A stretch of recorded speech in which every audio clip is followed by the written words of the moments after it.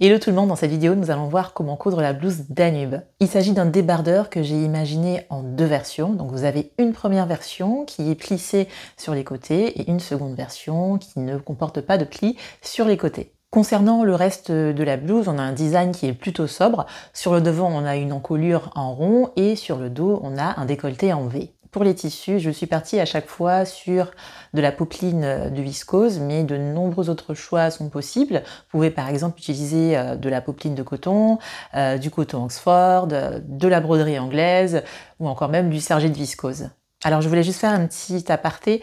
Alors vous savez sûrement déjà que j'aime bien concevoir des patrons avec des plis. C'est le cas par exemple de la chemise Saxa ou encore de la blouse Faustine. Et il y a une question que vous me posez souvent, c'est comment refaire les plis une fois que l'on a passé le vêtement à la machine à laver. Et bien la réponse est toute simple, il faut tout simplement passer à nouveau, le fer à repasser pour reformer ses plis. Alors c'est sûr, c'est une étape qui peut être un peu contraignante si vous n'aimez pas le repassage, mais si vous souhaitez avoir un vêtement avec des plis qui ne se défont pas au lavage, vous pouvez par exemple utiliser des tissus synthétiques comme le polyester qui vous permettront d'avoir un plissage qui est permanent. C'est-à-dire que vous n'aurez plus besoin de reformer les plis à chaque fois que vous lavez votre vêtement. J'avais déjà réalisé une vidéo à ce sujet, donc sur le plissage permanent avec la blouse Faustine. Si c'est un sujet qui vous intéresse, je vous mets le lien en barre d'infos. Je reviens maintenant à la blouse Danube, donc sur la version 2, j'ai ajouté une petite fantaisie qui n'était pas prévue au patron. En fait, vous remarquerez que j'ai rajouté un passepoil doré qui fait tout le tour de la blouse et je trouvais justement que cette petite finition venait accentuer le côté épuré du débardeur Danube. Comme d'habitude, le patron est disponible sur ma boutique en PDF et en papier. Et juste avant de commencer la vidéo, je voulais juste vous notifier que dans cette vidéo, vous remarquerez que j'alterne entre un tissu qui est rose et un tissu qui est bleu. J'espère que que ça portera pas à confusion. En fait, pour tout vous dire, lors du tournage de la vidéo, eh bien j'ai changé le design au niveau du dos. Du coup, j'ai dû retourner une partie du tutoriel. Voilà, maintenant que les présentations sont faites, je vous montre comment coudre la blouse Danube. Alors c'est parti! Nous avons ici le côté inférieur plissé, donc c'est la pièce G. Et donc nous sommes en haut de cette pièce sur laquelle on a donc des repères. Et donc on va s'aider du milieu qui est ici, qu'on voit encore grâce au pli qui nous a permis de découper le tissu. Donc on va partir de ce pli central, donc du milieu. Et on va venir donc rabattre le premier repère à droite de ce pli sur le repère suivant à droite et on épingle.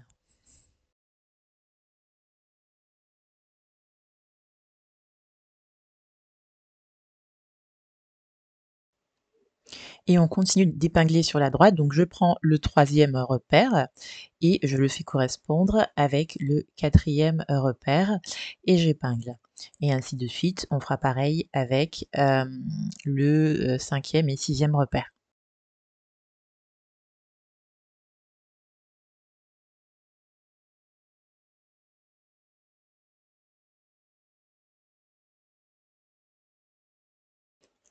Allez, on passe maintenant de l'autre côté de la pièce G et on refait la même chose, mais en miroir. Donc on va rabattre le premier repère sur la gauche avec le deuxième repère sur la gauche et on épingle.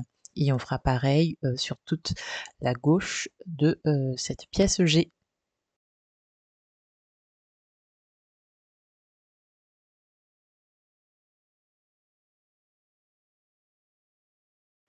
On peut alors passer sous la machine et on va piquer à 5 mm du bord pour fixer ses plis. Et voilà le résultat après un rapide passage sous la machine. Donc maintenant ce qu'on va faire, on va s'aider des repères inférieurs pour former les plis de ce côté. Bon, c'est pas obligatoire à cette étape, sachant que on est sur une matière qui est naturelle ici, de la viscose, donc les plis ils vont se défaire au lavage. Mais par contre, si vous voulez donc fixer ces plis avec une couture, eh bien, vous pouvez vous aider donc de ces repères inférieurs pour donc former ces plis et ensuite, faire une couture, par exemple sur le bas, de cette pièce G pour avoir, je dirais des plis qui ne se défont pas au lavage. L'autre astuce que je vous propose, aussi, c'est d'utiliser un tissu, synthétique pour pouvoir réaliser, des plis, qui sont permanents. J'avais déjà réalisé une vidéo dans le cadre du patron, de la blouse Faustine où je vous montre comment donc plisser, votre tissu pour ne plus avoir à, refaire, ces plis après chaque lavage. Donc je vous mets le lien en barre d'infos. Allez, maintenant, on va épingler, la pièce F au niveau, donc de ce côté cousu. Donc la pièce F, vous voyez qu'il y a 2 repères, sur le côté, que la partie creuse, elle est vers le haut et que la partie bombée ici, elle est vers le bas et là, j'ai bien l'endroit, de la pièce F qui est vers moi et donc je vais positionner, cette pièce endroit contre endroit au niveau, de, ma pièce G. Donc je commence, par épingler, au niveau des côtés. Ensuite, j'épinglerai, toute, la pièce sur toute sa longueur. Quand c'est fait, on passe sous la machine, on pique à 1 centimètre du bord sans oublier de surfiler ou de surjeter cette couture. Et voilà le résultat après un rapide passage sous la machine. Donc maintenant, je vais repasser tout ça pour que, ma marge de couture soit bien, vers le haut de mon ouvrage.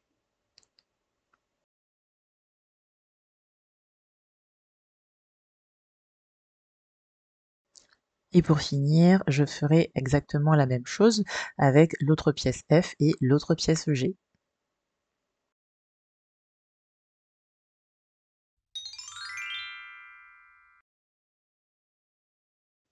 Alors j'ai ici la pièce E, donc le dos inférieur, donc on reconnaît ce dos E avec, les doubles repères qu'on a, sur la partie, supérieure, donc de part et d'autre de cette pièce.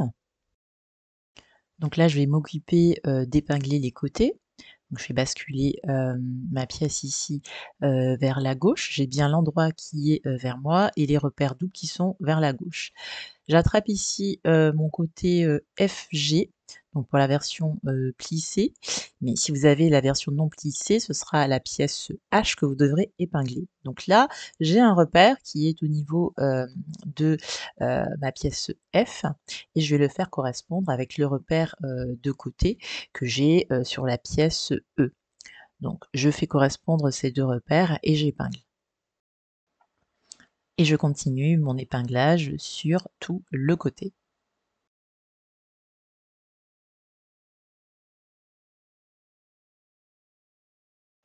Ensuite, on passera sous la machine et on piquera à 1 centimètre du bord, sans oublier de surfiler ou de surjeter cette couture.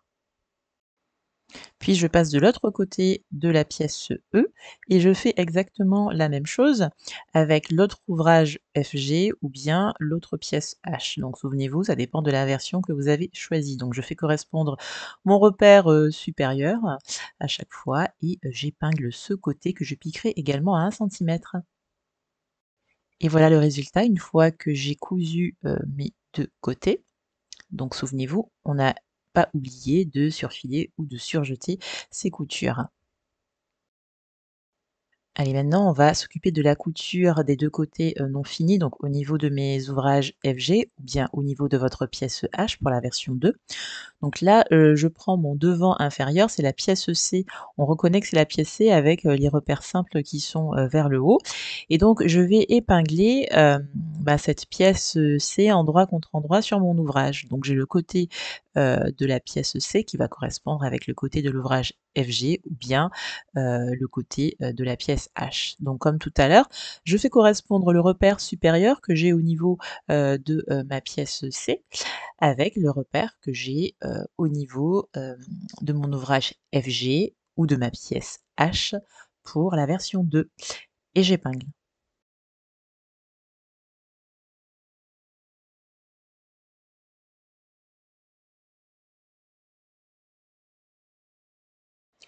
Puis sous la machine, on pique à 1 centimètre sans oublier de surfiler ou de surjeter cette couture. Et voilà donc le résultat après un rapide passage sous la machine. Donc pour terminer, cet assemblage du buste inférieur, il ne nous reste plus qu'à, épingler, le deuxième côté de, ma pièce, C avec, le côté de mon, ouvrage, FG qui n'a pas été, cousu. Donc là, c'est l'ouvrage FG, mais souvenez-vous, si vous cousez la version 2, il s'agira maintenant, de coudre la pièce C à la pièce H.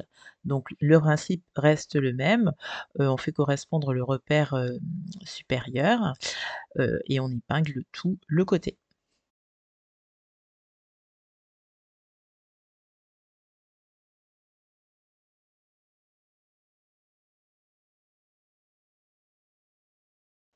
Et on pique à 1 cm du bord sans oublier de surfiler ou de surjeter cette couture. Et voilà, on a notre buste inférieur qui est, complètement assemblé. Donc maintenant, avant, d'aller plus loin, on va, s'occuper, de, l'ourlet. Donc on va se positionner en bas de notre buste inférieur et on va former, cet ourlet en pliant 2 fois successivement envers contre envers sur 5 mm.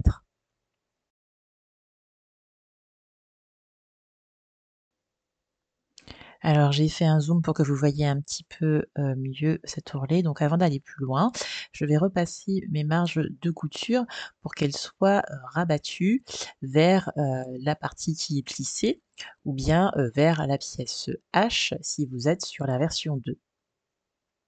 Donc ça vous permettra en fait d'avoir une marge de couture qui est dans le même sens, que ce soit, en bas ou en haut, de la blouse et quand vous serez en haut de la blouse, vous ferez pareil, vous rabattrez, les marges de couture vers, le côté.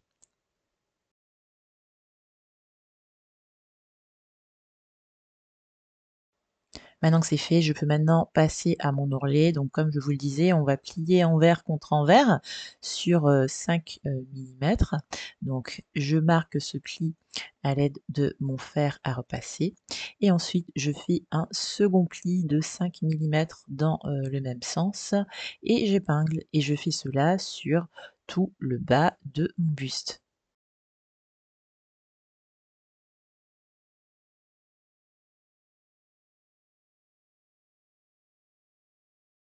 Et voilà le résultat une fois qu'on a tout épinglé. Donc on va ensuite passer sous la machine et on va piquer au plus près du pli intérieur. Et voilà le résultat.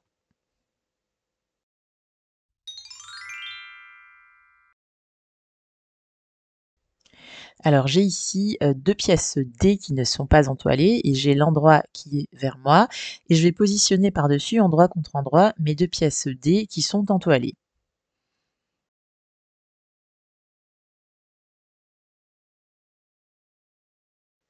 Ensuite, j'épingle au niveau du décolleté et au niveau des emmanchures et je piquerai sous la machine à chaque fois à 1 cm du bord. Et voilà le résultat. Donc avant d'aller plus loin, donc avant de retourner mon ouvrage, sur l'endroit, je vais, écraser, mes marges de couture et pour cela, je vais m'aider de ma petite roulette que vous commencez à bien connaître. Donc c'est une roulette qui me permet, de bien écraser, mes marges de couture et donc le fait d'écraser, ces marges de couture permettra d'avoir une plus belle, finition quand on retournera tout ça sur l'endroit. Donc j'écrase bien mes marges de couture. Ensuite, je retournerai, mon dos, sur l'endroit et ensuite je repasserai mon dos et une fois que c'est terminé, j'ai quelque chose qui ressemble à ça. Donc une pièce D entoilée contre une pièce D non entoilée.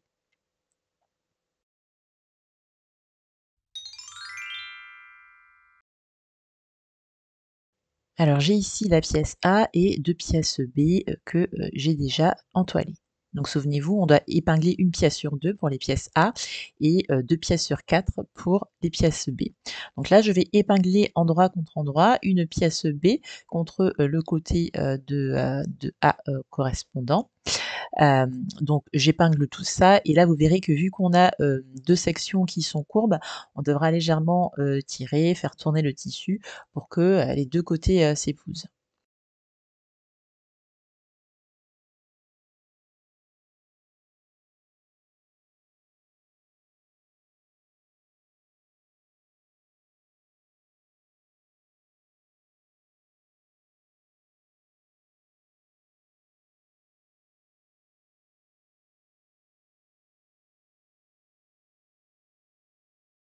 Quand c'est fait, je pique sous la machine à 1 cm du bord et je ferai pareil avec l'autre côté, de ma pièce A et l'autre pièce B. Donc j'épingle, les, 2 côtés et je piquerai également à 1 cm du bord. Et voilà le résultat après un rapide passage sous la machine. Donc là, vous voyez au niveau de l'envers que, j'ai déjà écrasé mes marges de couture. J'ai également répété, ces mêmes étapes pour mon autre pièce A et mes 2 autres pièces B. Donc cette fois-ci, ce sont les pièces qui ne sont pas, entoilées et là également, j'ai bien écrasé les marges de couture au fer. Donc maintenant, ce que je vais pouvoir faire, c'est que je vais épingler endroit contre endroit ces 2 ouvrages.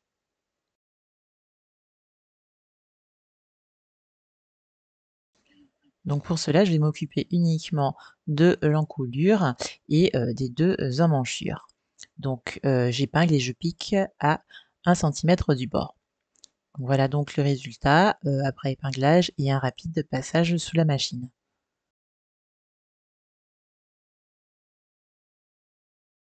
Alors avant d'aller plus loin, je vais dégarnir la marge de couture uniquement au niveau de l'encolure. Donc pour cela, je vais m'aider d'une paire de ciseaux et je vais enlever environ 5 mm de marge de couture. Ensuite, je vais à nouveau m'aider, de la roulette pour écraser les marges de couture que j'ai au niveau, de, mes emmanchures.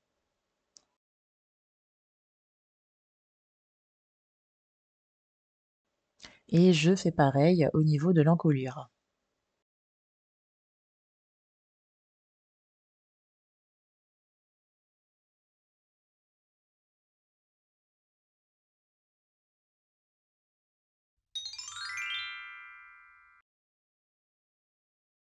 Allez, j'attrape maintenant, mes 2 dos supérieurs, donc les pièces D qui sont superposées. Donc souvenez-vous, on a une pièce D entoilée contre une pièce D non entoilée. Donc là, je positionne bien ma pièce pour que l'entoilage soit du même côté que, mon buste devant. Donc là, l'entoilage, il est vers le haut. Donc là, je vous montre aussi, on a bien l'entoilage qui est vers le haut, tout comme le buste devant et on a bien, les repères, doubles qui sont vers l'extérieur. Donc c'est-à-dire qu'on a les emmanchures qui sont les emmanchures du dos qui correspondent avec les emmanchures du devant. Donc là, ce qu'on va faire, on va, insérer, les dos à l'intérieur, du buste devant. Donc là, on a alors la face entoilée du dos qui se retrouve, endroit contre endroit avec la face entoilée, du devant. Donc je fais bien ressortir l'épaule du dos au niveau, de, l'épaule du devant.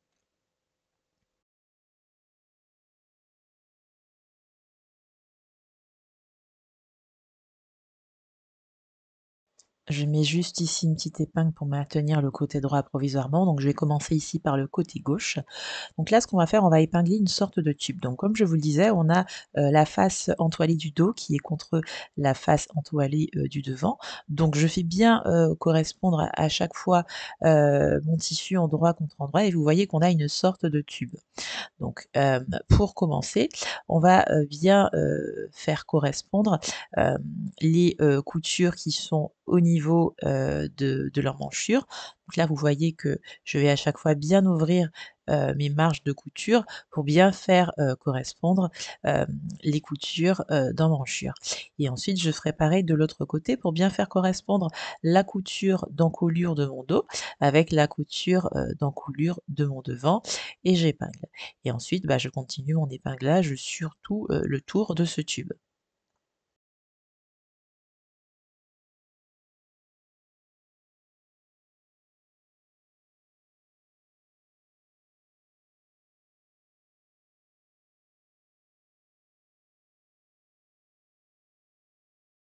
Ensuite, on peut passer sous la machine et piquer ce tube à 1 cm du bord. Alors maintenant, je vais vous montrer une autre technique. C'est une technique qui est moins propre, mais qui sera plus facile. C'est-à-dire qu'au lieu, d'épingler, en forme de tube, eh bien, on va, tout simplement, épingler 4 épaisseurs de tissu. Donc là, je ne forme pas de tube, je maintiens bien, mes 4 épaisseurs de tissu, ensemble contrairement à tout à l'heure où on avait à chaque fois 2 épaisseurs de tissu et ensuite là, on pourra faire une couture droite à 1 cm du bord. Donc là, c'est une option si vous trouvez, que le tube est trop compliqué pour vous. Donc là, on pique à 1 cm. Alors je vous montre juste l'étape, sous la machine à coudre, vu que c'est une couture qui est un tout petit peu délicate, mais pas non plus inaccessible. Donc là, vous voyez que j'ai bien positionné, mon tube sous mon pied de biche et donc à chaque fois, je fais quelques points, de, couture et je fais tourner, mon ouvrage parce que souvenez-vous, on a un tube. Donc je prends, mon temps pour faire cette couture. C'est une couture qui est peut-être, plus facile à faire si vous avez un pied presseur pour fermeture éclair. En général, les pieds, pour fermeture éclair sont un petit peu plus fins, donc ils passent, plus facilement dans ce type de petits tubes. Donc si vous galérez, n'hésitez pas, à utiliser, ce type, de pied pour coudre ce tube.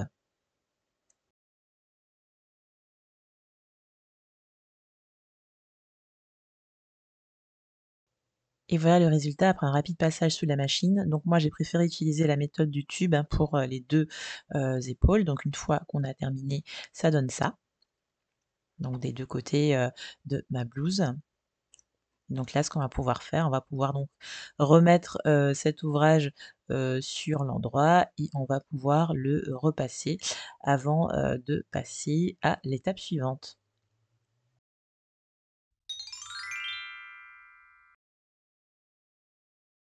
Alors j'ai ici ma parementure dos et ma parementure devant qui sont déjà entoilées et j'ai, mes repères qui sont à chaque fois vers le haut, de mon écran. Donc là, vous voyez que je l'ai fait pour la parementure dos et qu'en haut ici, j'ai ma parementure devant avec les repères simples qui sont, vers le haut. Vous voyez aussi que j'ai déjà, surfilé les côtés de mes parementures. Donc maintenant, on va pouvoir les épingler endroit contre endroit et donc souvenez-vous, on a les repères qui sont du même côté, et là, souvenez-vous, les repères, ils sont bien vers le haut de l'écran. Donc j'épingle, au niveau, des côtés et puis ensuite sous la machine, on piquera à chaque fois à 1 cm du bord. Et voilà le résultat. Donc là, vous voyez que j'en ai également profité pour écraser, les marges de couture au fer, donc des 2 côtés de cette parementure et j'ai également surfilé tout le bas de cette parementure. Donc le bas de la parementure, c'est le long côté qui n'a pas de repère.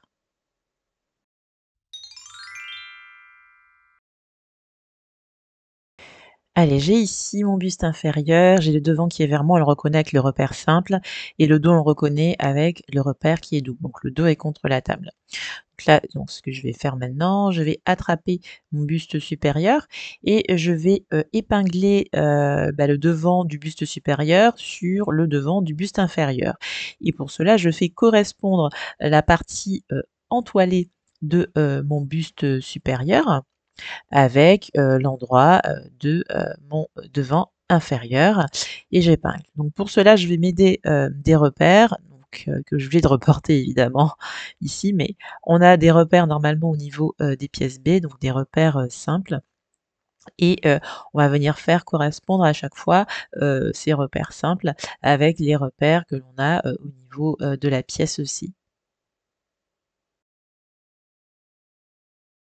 et j'épingle. Donc là, je continue d'épingler sur la gauche, donc vers, le côté et ensuite, je fais pareil de l'autre côté. Je fais correspondre, le repère simple, que j'ai au niveau du buste, supérieur avec, le repère simple que j'ai, au niveau du buste inférieur.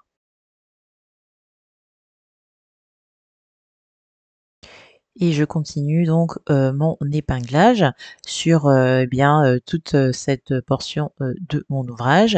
Vous remarquerez qu'on a, des bords qui sont, courbes, donc on devra donc, légèrement tirer sur le tissu pour que les 2 ouvrages s'épousent.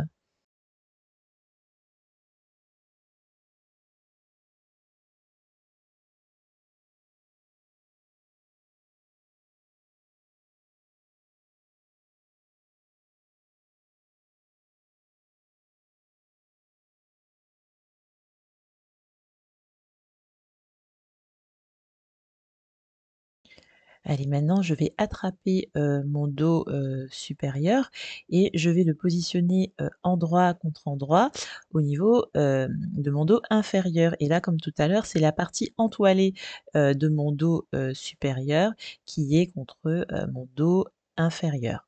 Donc comme tout à l'heure aussi, on set des repères, donc là, il s'agit de repères doubles que je fais, correspondre et j'épingle. Je fais pareil de l'autre côté, donc je fais, je fais entre guillemets «vriller», mon dos pour qu'il se retrouve endroit contre endroit, hem, avec, le do enfin le dos inférieur, pardon. Je fais correspondre, les repères doubles et j'épingle. Donc là, j'ai retourné mon ouvrage pour être côté dos, et je continue mon épinglage.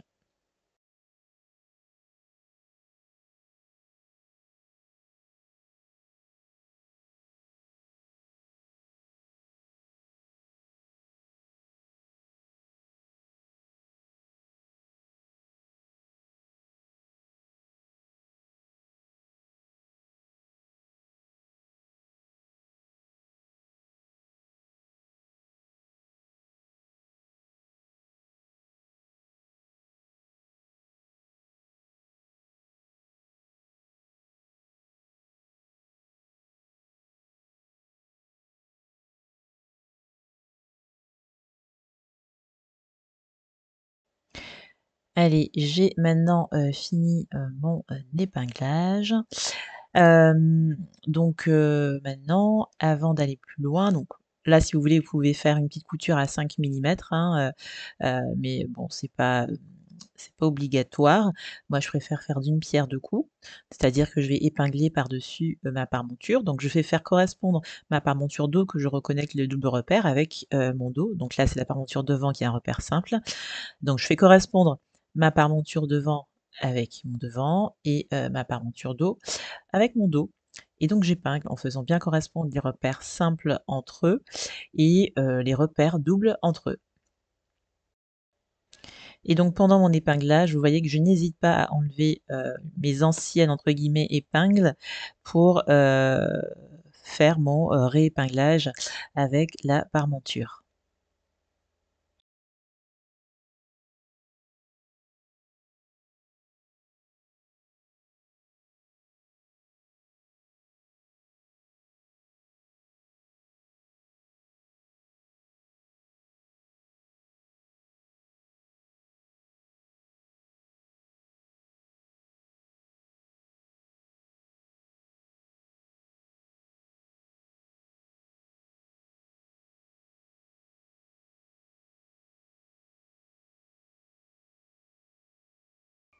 Puis sous la machine, je pique à 1 centimètre du bord. Alors avant de vous montrer le résultat, je voulais juste vous faire un petit aparté sur, ma version 2, donc ma version qui n'est pas plissée. Donc sur cette version, je me suis permise d'accessoiriser, ce débardeur avec un petit passepoil doré. C'est pas prévu au patron, initialement. Donc je vous montre dans la vidéo, le moment où j'ai posé, ce passepoil. Donc je me suis aidée du milieu dos pour pouvoir donc, poser ce passepoil de façon, circulaire. Donc, je vous le montre ici, d'un petit peu plus près. Donc là, on est au niveau du dos, on reconnaît que c'est le dos avec le repère double. Donc au niveau, du milieu dos, eh bien, j'ai, plié, enfin les extrémités de, mon passepoil avant, de coudre, ce passepoil à, mon buste supérieur. Vous remarquerez aussi que le bourrelet, est vers le bas de mon ouvrage et j'ai cousu, ce passepoil, de façon, à avoir 1 centimètre entre le bourrelet et le bord non fini de mon tissu. Donc là, il ne reste plus qu'à assembler par-dessus le buste supérieur et la parmenture. Donc voilà, le résultat avec ma version, plissée. Une fois que, j'ai tout assemblé. Donc il ne me restera plus qu'à repasser, tout ça et on pourra également faire des points invisibles pour, bien faire tenir la parementure à l'intérieur de la blouse.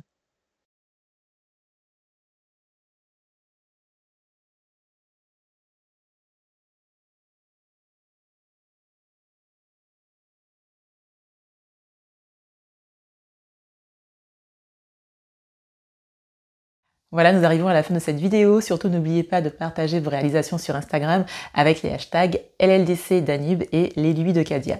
Sur ce, je vous dis à bientôt. Ciao, ciao!